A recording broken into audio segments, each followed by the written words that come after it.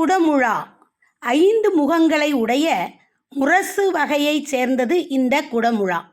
ஒரு பெரிய குடத்தின் வடிவில் 5 வட்ட வடிவ வாய்களுடன் அமைந்திருக்கும். நடுவில் இருக்கும் வாய் மற்றவற்றை விட பெரியதாக இருக்கும். ஒவ்வொரு வாயும் தோலால் மூடப்பட்டு இருக்கும்.